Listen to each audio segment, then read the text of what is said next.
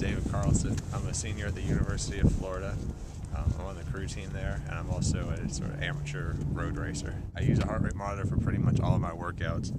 I found it to be invaluable as far as a training tool and letting you know where you are both during your workouts and helping you plan the workouts you want to do and that sort of thing. Basically two components to the heart rate monitor. You've got this part that goes on your body. It just has a strap that goes like this, and you kind of just hook it on and it goes around your chest. And then you have a watch. So basically it's easy just to take your shirt off to do it because you need to get it around your chest. But you have your heart rate monitor, and there's two little nodes on the back. You have to get these wet. They're right here and here. I did this one time without getting them wet, and the heart rate monitor just doesn't work. So if you're sweaty, it kind of already works, but if you're not, you can just spit on it and that works fine. So you just get them wet. And then you go with the logo up, obviously, and you just wrap it around the back of your chest. And then put it in right here. You want it like just below your pecs, like kind of up in the middle of your chest. And you also want to make sure that the strap is even all the way around, because if the strap is high or low, it'll pull on the monitor. Running either with a tailwind or running into the wind, I mean, it certainly affects the way you feel. So, I mean, without the heart rate monitor running into, say, like a stiff headwind, you're going to be moving a lot slower as far as your pace is concerned, but you may be working even harder than you would have been without a wind. So the heart rate monitor lets you know where you are. And first thing you need to do is determine your max heart rate. You want to warm up and stretch, and then you do 3 different pieces worth about 2 to 3 minutes each. And so you'll do like a 2-minute sprint, and then you'll jog back to where you started from. So if you want to track, you may just jog back a lap. And then you do a second sprint, but a little bit higher.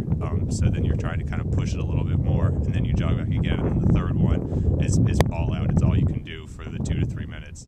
So with the heart rate monitor, you want to keep track of where you are, and the highest number you see during those 3 sprints, that's sort of your max heart rate. Well, you definitely want to be warmed up. You want to have your heart rate up a little bit. You don't want to start from being completely cold. You want to make sure you've stretched, because you're going to push pretty hard for these. You got your heart rate monitor on, you're good to go. So you'll go to your workout setting, and you're going to go for about 2 to 3 minutes like we said. Here we go.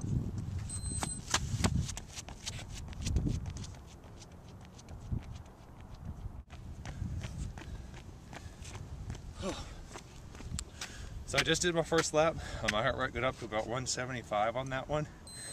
And I'm going to go ahead and take my cool down jog and get started with the next one after that. Okay, I just finished up my jog.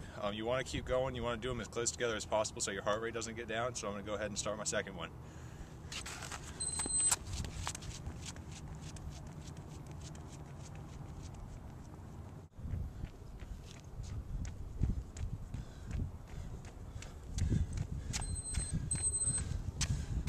Oh, just finished my second one. Got up to about 187 this time.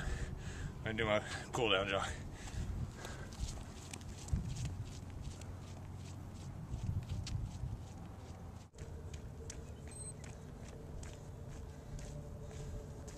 So I just finished up my second one. I'm going to get started here on my third one. Remember, the third one is the most important one.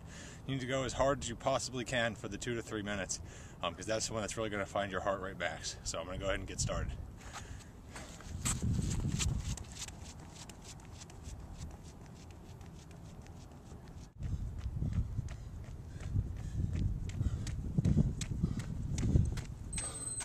So that was my third one.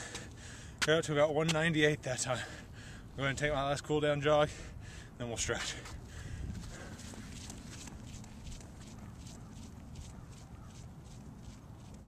Well, pretty much I found out that my max heart rate is somewhere like 198.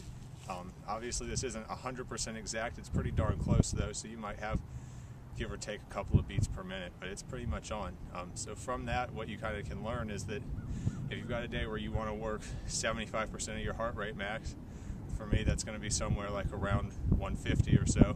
If you have days where you want to go higher, like getting up to the 80-90% range, you're going to be up more like the 170, 175 range. So that's the sort of stuff you can use to base the rest of your workouts on, and then it's good probably periodically to retest, especially if you're not in peak condition when you're starting or something like that. And even if you are, it's probably a good idea to retest, because stuff like that can change, especially over the course of months if you're on a training plan. So that's what I learned from the workout today.